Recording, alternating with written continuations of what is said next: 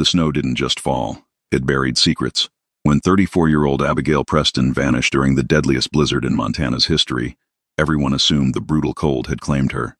They didn't know about the trapdoor hidden under her kitchen island, and they certainly didn't know someone else was inside her cabin. The remote cabin sat at the end of a long, unpaved logging road, 42 miles outside of Darby, Montana. For Abigail Preston, a former architectural drafter from Chicago, the isolation wasn't a drawback. It was the entire selling point. 9 months prior, Abigail had been the victim of a violent home invasion. The perpetrator was never caught, and the lead investigator, Detective Raymond Cole, had bluntly told her that the man had likely been watching her routine for weeks. That chilling piece of reality broke something fundamental inside Abigail. The city, once a canvas of opportunity, morphed into a grid of threats. She craved a place where no one could watch her, where the nearest neighbor was a mountain ridge away. She purchased the 600-square-foot A-frame cabin sight unseen. It was rustic, surrounded by dense lodgepole pines, and completely off the grid. But Abigail didn't just want a home.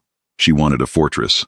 Her first few months in Darby were spent heavily modifying the property. She hired a local excavator, a gruff but reliable man named Henry Talbot, to dig what she claimed would be a root cellar beneath the cabin's foundation. "Going to do a lot of canning," she told him, forcing a cheerful smile as his backhoe tore into the rocky Montana earth. Talbot poured the concrete floor and reinforced the cinder block walls. But the moment the heavy lifting was done, Abigail dismissed him, insisting she would finish the interior framing herself. What Henry Talbot left behind was a 10 by 12-foot subterranean concrete box. Over the next 6 weeks, Abigail transformed it into a masterpiece of hidden survival. Drawing on her architectural background, she designed an ingenious access point. The entrance wasn't a simple rug over a trapdoor. Instead, Abigail custom-built a massive, butcher-block kitchen island. The island was anchored to heavy-duty, concealed industrial steel casters set into hidden tracks within the floorboards. By releasing a biometric latch hidden seamlessly under the lip of the countertop, the entire 500-pound island could glide smoothly to the left, revealing a reinforced steel hatch set flush with the floor. Beneath the hatch lay the bunker. Abigail spared no expense. She lined the walls with dense, sound-dampening acoustic foam covered by knotty pine panels to make it feel less like a tomb. She installed a closed-circuit ventilation system, disguising the intake and exhaust pipes within the cabin's masonry chimney structure. Power was supplied by a bank of deep-cycle marine batteries, capable of running LED lighting and a small space heater for 2 weeks. She stocked the shelves with military-grade MREs, 30 gallons of purified water, a comprehensive medical kit, and a small, battery-operated closed-circuit monitor that fed from 4 pinhole cameras she had discreetly installed around the main cabin above. Her sister, Claire Higgins, was the only person who knew the true extent of the project. During a crackling satellite phone call in late November, Claire had expressed deep concern. "Abby, honey, you're building a panic room in the middle of nowhere. It's a trauma response. You need therapy, not a bunker." "I have therapy, Claire," Abigail had replied, staring out the window at the encroaching tree line. "It's called 3 feet of reinforced concrete. For the first time in a year, I can actually sleep." But the peaceful sleep was short-lived. By mid-December, the creeping dread returned. It started with small things. A stack of firewood she had meticulously arranged on the porch was knocked over. A few days later, she found a heavy set of footprints in the fresh morning snow, circling the perimeter of her cabin, stopping for a long time right outside her bedroom window. She reported it to the local sheriff's department, but the response was frustratingly dismissive. A deputy came out, shrugged at the melting tracks, and suggested it was likely just a hunter who got turned around, or perhaps the local transient poacher, an aggressive, unpredictable drifter named Silas Cobb, looking for scraps. "Lock your doors, miss. Preston, get a dog," the deputy advised before driving off. Abigail didn't get a dog. She checked her battery banks. She checked her hidden latch. She prepared for the day she hoped would never come. She didn't realize that the greatest threat wouldn't just be the man stalking her property, but the sky itself. January 14th began with an eerie, suffocating stillness. The sky over the Bitterroot Mountains was a bruised, flat purple, devoid of clouds but heavy with an unnatural tension. On her hand-crank emergency radio, the National Weather Service issued a chilling broadcast. A historic, once-in-a-century low-pressure system was colliding with an Arctic front. They were predicting a catastrophic blizzard, a bomb cyclone that would drop 4 feet of snow in 24 hours, accompanied by hurricane-force winds and wind chills plunging to 50 degrees below zero. The warnings were explicit. Do not travel. If you lose power, your life is in immediate danger. Abigail spent the morning hauling extra firewood inside, filling every spare pot with water, and double-checking the seals on her windows. By 3 p.m., the first flakes began to fall. By 5 p.m., the world outside her windows had ceased to exist, replaced by a violent, roaring wall of white. The wind shrieked, like tearing metal against the A-frame roof. The temperature inside the cabin began to drop despite the roaring fire in the wood stove. At 7:30 p.m., the solar tide generator outside sputtered and died, overwhelmed by the ice. The cabin plunged into darkness, lit only by the flickering orange glow of the hearth. Abigail sat on her sofa, wrapped in a heavy wool blanket, a cup of lukewarm tea trembling in her hands. The sheer volume of the storm was terrifying. It felt as though the mountain itself was trying to crush her small sanctuary. Then, at exactly 8:14 p.m., she heard it. It was a sound completely distinct from the chaotic symphony of the blizzard. A sharp, heavy thud against the reinforced wood of her back door. Abigail froze, her breath catching in her throat. The wind howled, drowning out the world for a moment. Then came another sound, the unmistakable, terrifying shatter of glass. Someone had just broken the window adjacent to the back door, reaching in to unlock the deadbolt. Panic, cold and sharp as the ice outside, flooded Abigail's veins. It wasn't the wind, it was him. Silas Cobb, or whoever had been leaving those tracks, had waited for the storm. He knew no police could reach her. He knew she was completely, utterly isolated. Instinct, honed by months of paranoia and preparation, took over. Abigail didn't scream. She didn't hesitate. She threw off the blanket and sprinted to the kitchen. She pressed her thumb against the concealed scanner under the countertop. A soft click vibrated through the wood. She shoved the heavy butcher block island with her hip. It rolled away on its oiled casters silently, revealing the steel hatch. She grabbed the handle, hauled it open, and scrambled down the wooden ladder into the dark, freezing bunker. Above her, she heard the heavy, snow-caked stomp of boots entering the kitchen. With shaking hands, Abigail reached up and grabbed the steel pull bar attached to the underside of the island. As the boots took a step closer, she yanked the bar downward, pulling the heavy island back into its locked position right over her head. The hatch clicked shut just as the intruder's boots thudded onto the floorboards directly above her. Abigail stood at the bottom of the ladder in the pitch black, her hand clamped over her own mouth to stifle her gasping breaths. She fumbled in the dark until her fingers found the master switch for the bunker's power. She flicked it on. The LED strip lights hummed to life, casting a sterile white glow over the small room.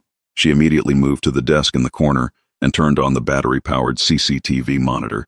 The screen flickered, displaying 4 infrared feeds from the cabin above. In the center of the screen, standing in her kitchen, was a towering man wrapped in a filthy, snow-covered parka. He was holding a heavy tire iron in his right hand. He pulled back his hood, revealing a scarred, weather-beaten face. It was Silas Cobb. He was breathing hard, looking around the empty room with predatory confusion. Through the acoustic foam and the thick floorboards, sounds were muffled, but Abigail could still hear the heavy creak, creak, creak of his boots as he began tearing the cabin apart. He kicked open the bathroom door. He flipped over the sofa. He swept her books off the shelves. On the monitor, Abigail watched his confusion morph into violent rage. He knew she had been there. The fire was still burning. Her tea was still on the table. But the cabin was tiny. There was nowhere to hide. He stalked back into the kitchen, standing directly over the butcher block island. Abigail held her breath, staring at the screen as Cobb slammed his fist onto the very countertop she was hiding beneath. But as the minutes ticked by, a new reality began to unfold on the screen. When Cobb had shattered the back window to break in, he had let the blizzard inside. The hurricane-force winds were now blasting directly into the small cabin. On the monitor, Abigail watched as the loose papers in her living room swirled violently. Snow was piling up on her hardwood floors.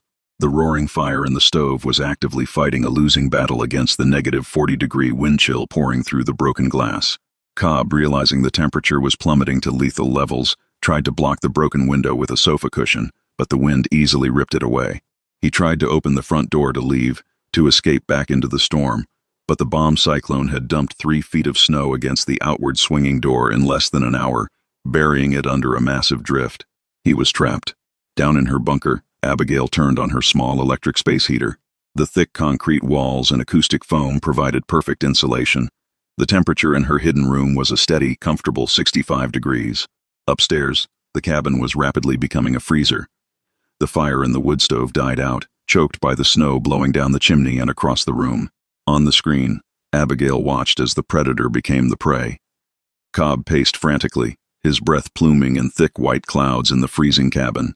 He was trapped inside a wooden box with a shattered window during the worst blizzard in a century.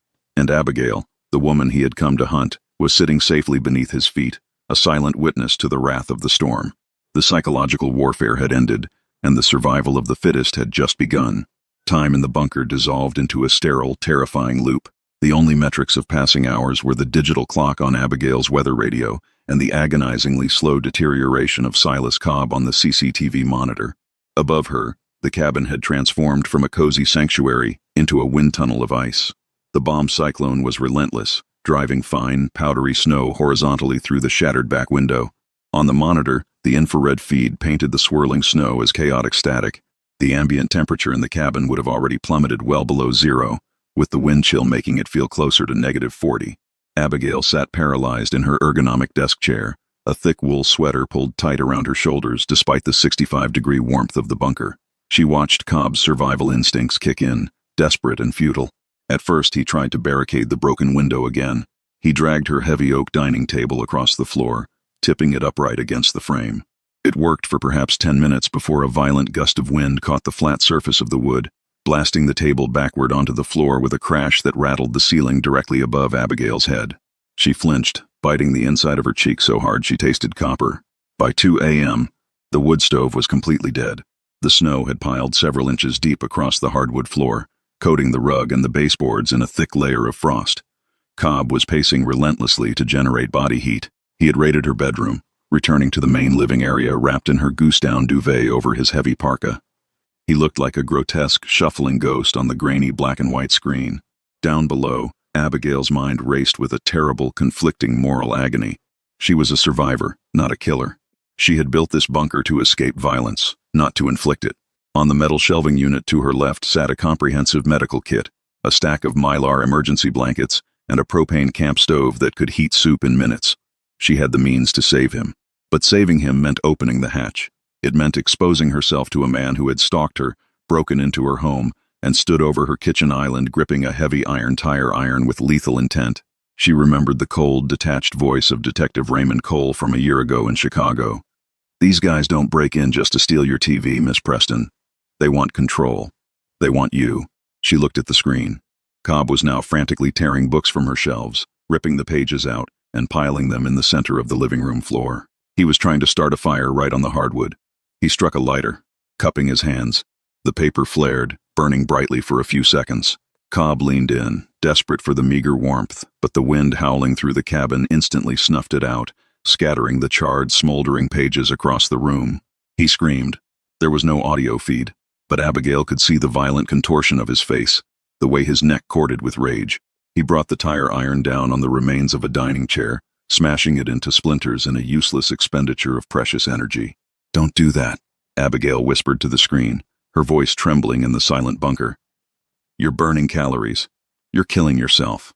By 6 a.m., the pacing had stopped. The physical reality of severe hypothermia was taking hold. Abigail, an avid reader of mountaineering and survival literature, knew the physiological stages well. First came the violent, uncontrollable shivering, the body's desperate attempt to generate heat through muscle friction. She could see it even through the thick layers of the duvet and parka. Cobb was huddled in the corner furthest from the broken window, his knees pulled tightly to his chest, his entire frame vibrating violently. The bunker's air filtration system hummed a low, steady note, completely isolating Abigail from the roaring apocalypse above. She carefully opened an MRE beef stew and activated the chemical heating pouch. The smell of processed meat and warm salt filled the small concrete room. She ate mechanically, her eyes never leaving the monitor. She was consuming calories while the man above her was starving for warmth. The juxtaposition made her stomach churn, but she forced the food down. She needed to stay sharp. She had no idea how long the storm would last, or if Cobb would somehow find a way into the bunker. By noon the next day, the storm had not weakened. The snow outside had reached the eaves of the cabin. The interior of Abigail's home was completely coated in a thick, glittering layer of hoarfrost. Cobb's shivering had stopped. This was the most dangerous phase. When the body's core temperature drops below 90 degrees Fahrenheit, shivering ceases. The body abandons the extremities, restricting blood flow to the vital organs in a last-ditch effort to keep the heart and brain alive. On the monitor, Cobb was moving with agonizing slowness, his fine motor skills completely gone. He tried to stand, but his legs simply buckled beneath him. He collapsed onto his side, his face pressing against the frost-covered floorboards. Then, he began to do something that chilled Abigail to her absolute core. Slowly, clumsily, his thick, frost-bitten fingers began to fumble with the zipper of the duvet. He pushed the heavy blanket off. Then, he reached for the collar of his parka and began trying to pull it over his head. Paradoxical undressing, Abigail breathed out, feeling a wave of deep, primal horror. As hypothermia reaches its terminal stages, the muscles controlling blood vessels in the extremities become exhausted and fail. They relax, allowing a sudden rush of warm blood from the core back out to the skin. The victim, though freezing to death, suddenly feels like they are burning alive. Their clouded, dying brain commands them to strip off their clothes to cool down. It was a gruesome, pathetic sight. Cobb managed to cast off the parka and lay on the frozen floor in only a flannel shirt and heavy denim jeans. He curled into a fetal position, his movements becoming weaker and weaker. Abigail couldn't watch anymore. She reached out and flipped the monitor off. The small bunker was plunged back into its quiet, warm isolation. She lay down on the small military cot she had set up in the corner, pulled a wool blanket to her chin, and stared at the knotty pine ceiling. She was safe. The reinforced steel hatch held firm. The heavy butcher block island sat securely above it, but she felt no victory. She was entombed in a concrete box, waiting for the man above her to die. She closed her eyes and listened to the faint, muffled hum of the ventilation fan. She didn't sleep, but she drifted into a dissociative fugue, counting the seconds, then the minutes, then the hours, waiting for the storm to break. It wasn't the sound that woke Abigail. It was the absence of it. She jolted upright on the cot, her heart hammering against her ribs. She checked her radio clock. It was 9 a.m. on January 16th. She had been in the bunker for nearly 38 hours. The low, resonant vibration that had been shaking the concrete walls for a day and a half was gone. The wind had stopped. Abigail threw off the blanket and rushed to the CCTV monitor. She flicked the switch. The screen flickered to life. The infrared cameras were struggling, their lenses likely coated in frost, but she could make out the scene. The cabin was a frozen tomb. Snowdrifts had piled 3 feet high inside the living room, sweeping in through the shattered window. The furniture was buried. The walls were white. And in the corner, half covered by a drift of white powder, lay Silas Cobb. He was perfectly, completely still. He had not moved back into his coat. He was frozen solid to the hardwood floor. Abigail stared at the screen for a long 5 minutes, ensuring there was no rise and fall of his chest, no subtle twitch of a limb. There was nothing. The threat was neutralized, not by her hand, but by the brutal indifference of the Montana winter. Now came the hardest part, getting out. She climbed the wooden ladder, her legs stiff and aching from the tension. She gripped the steel pull bar of the hatch and keyed the biometric lock. It clicked. She pushed upward, applying pressure to the butcher block island above. It didn't move. Panic spiked in her chest. Had the mechanisms frozen? Had Cobb managed to jam something into the tracks before he died? She took a deep breath, braced her shoulders against the heavy steel hatch, and shoved with every ounce of strength she possessed. With a loud grinding crack of breaking ice, the island shifted. The tracks had frozen over, but the heavy industrial casters cracked through the rime. She pushed harder, sliding the heavy block to the left. The hatch opened. The air that poured down into the bunker was aggressively, violently cold. It hit Abigail's face like a physical blow, stealing the breath from her lungs. She pulled on her heaviest winter gear, a sub-zero parka, insulated bibs, thick gloves, and a face mask, before slowly climbing out of the hole and into the ruins of her home. The destruction was absolute. The wind had practically sterilized the cabin. Everything she owned was coated in ice. She crunched across the frozen floorboards, her breath billowing in thick clouds. She avoided looking at the corner where Cobb lay. She didn't want to see his face. Instead, she moved directly to the front door. She unbolted it and pulled. It wouldn't budge. The bomb cyclone had dumped an estimated 50 inches of snow, burying the cabin up to the roofline. She was trapped inside. But she wasn't helpless. Abigail retreated to the kitchen, stepping carefully around the frozen body. She retrieved her emergency satellite beacon from a high cabinet, one of the few things the snow hadn't ruined.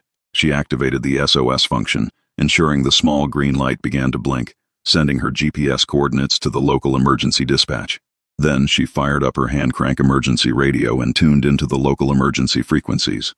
The airwaves were chaotic. Snowplows were stuck. Power lines were down across 3 counties. The sheriff's department was overwhelmed, prioritizing medical emergencies and collapsed roofs. It would be hours, maybe days, before anyone could reach her road. Abigail went back down into her bunker, pulled the island half closed to trap the warm air, and waited. It took 48 hours for the rescue team to arrive. On the morning of January 18th, Abigail heard the distinct mechanical whine of heavy snowmobiles approaching. She climbed out of the bunker, layered in her gear, and began beating on the frost-covered front window with a cast-iron skillet. Outside, a team of 4 men in bright orange search and rescue gear spotted the movement. It took them an hour of frantic shoveling just to clear the massive drift blocking her front door. When they finally forced it open, the lead rescuer, a local deputy named Thomas Harrison, stepped inside and stopped dead in his tracks. He looked at the devastated, frozen cabin. He looked at the shattered back window. Then, he looked down at the frozen, twisted body of Silas Cobb on the floor. Finally, he looked at Abigail, who was standing quietly by the kitchen island, perfectly unharmed, her eyes calm and clear. "Miss Preston," Deputy Harrison stammered, his breath freezing in the air between them. We assumed you were dead. The scanner caught your SOS. But looking at this place, how are you alive? And who the hell is that?" Abigail pulled down her face mask. She looked at the frozen intruder, then back to the deputy. "That is the man who broke in to kill me," Abigail said, her voice steady, devoid of any shake or hesitation. She reached under the countertop, pressed the biometric latch, and slid the massive butcher block island to the side, revealing the warm, softly lit bunker below. "And this is how I survived." In the weeks that followed, the story of Abigail Preston's survival made national headlines. The authorities formally identified the frozen man as Silas Cobb, a drifter with a long history of violent assaults who had been camping in the woods near her property, waiting for the perfect moment to strike. The local police, who had previously dismissed her concerns as the paranoia of a traumatized city woman, were forced to issue a public apology. Abigail didn't care about the apologies or the media attention. Once the spring thaw finally came, melting the ice and washing the grim remnants of the winter away, she hired Henry Talbot's crew one last time. She didn't want to fill the bunker in. Instead, she had them repair the cabin, install reinforced steel storm shutters on every window, and upgrade her solar array. She had built the hidden bedroom out of a desperate, paralyzing fear of humanity. She had hidden beneath the earth like prey. But when the worst blizzard in a century arrived, weaponizing the very air against her attacker, the bunker had become something else entirely. It hadn't just been a place to hide.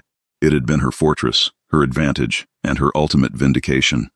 The paranoia had built the walls, but Abigail's resilience had locked the door. Abigail Preston's ordeal proves that survival is rarely a matter of luck. It is an architecture of preparation. She transformed her paralyzing trauma into a tangible shield, building a subterranean sanctuary that defied both a violent predator and a historic lethal blizzard. In the end, nature served as the ultimate equalizer, freezing the threat above while her meticulous foresight kept her breathing safely below the ice.